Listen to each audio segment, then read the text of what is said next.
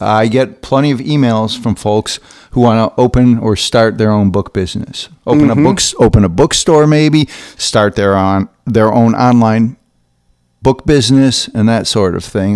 Most recently, a fellow from downstate emailed us and explained that he and his family are looking forward to getting into the book business, and he would like our advice to a certain extent, and possibly buy material from us to stock his store, which we're more than happy to supply at the right price. Right, of course. I've been in the book business for basically 44 years. You've been in the book business for 44 minus 7 years, so 37 years. Yeah, but I really got serious. Well, I got full-time into it in 1992. Okay. So that's almost 30 years. All right. Yeah. And prior to that, I was really in the periodicals business. I didn't know anything about books. We'll explain what a periodical is versus a book in another episode of this. Yeah, that's ancient history.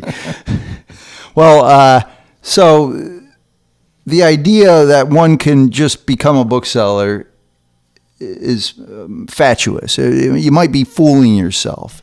It takes. Don't discourage people. You can become a bookseller, but what does it require? It takes knowledge, hard work, dumb luck, and some money. In our case, it also took a lot of trial and error. Absolutely. Over decades.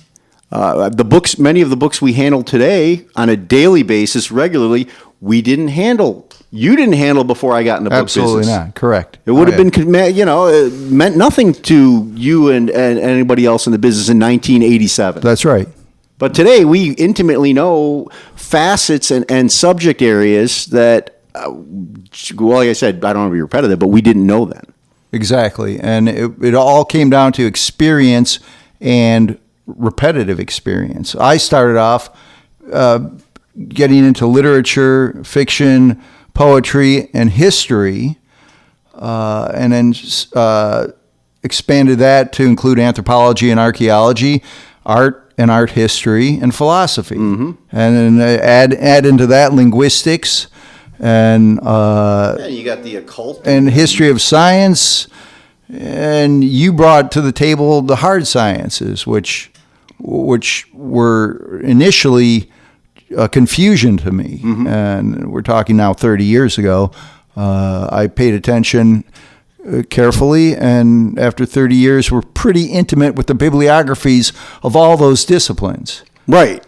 So I don't want to sum it up too quickly, but I think if you want to get in the book business, there's probably two ways to do it. One is go into a specialty.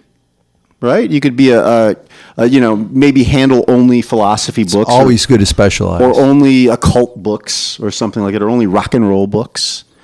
And the other path is the more challenging path, or the long term path. If you have the cushion, or I don't know, the luxury of being able to do it, which is our path, which was trial and error, which took a hell of a lot of time and effort. And a lot of it was, is it any of it failed effort? I don't think so. We've made plenty of mistakes, but we've learned from them. Now there's a third path, being born into it.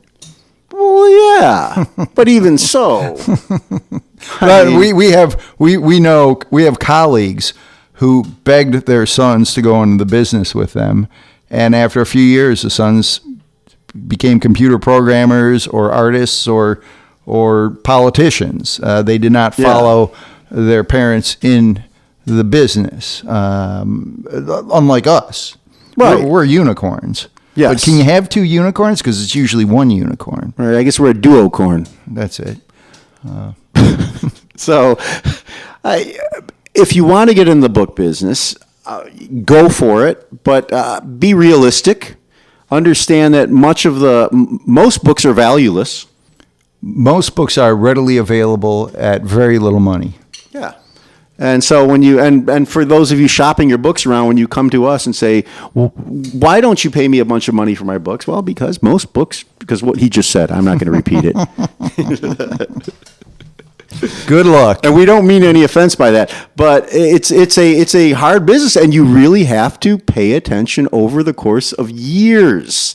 and study your sales and see what sells and see what doesn't sell, and have no qualms about giving away to charity or something books that don't sell. There's very little romance involved in it. There are no cats on our laps. We're not smoking pipes. We're not listening to classical music. And it's not a get-rich-quick business. And we get paper cuts. And we get paper cuts. And it's And bad backs. That's the whole point, the labor part of it. But it's a great business. We are not at the level of a Powell's or a Strand. We're just a couple local yokels here that have found a way to put some food on the table for our children and enjoy what we do and enjoy the little bit of freedom from this fringe industry.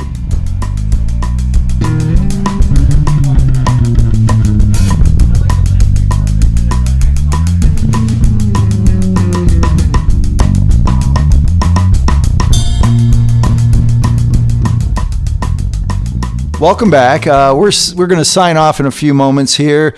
We regret that we weren't able to hit upon our third topic, which was what makes a book rare and or valuable, but we'll do that in the next episode. And also in the next episode, we will finish the great story of the biggest book haul ever up to this point.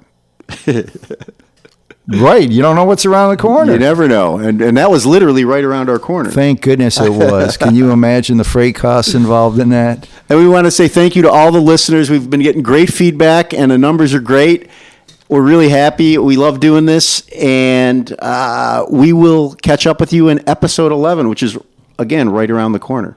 Between now and then, think books, think Zubal, and don't buy from bookjackers. And if you don't know what a bookjacker is, please look it up. Bye-bye. Bye.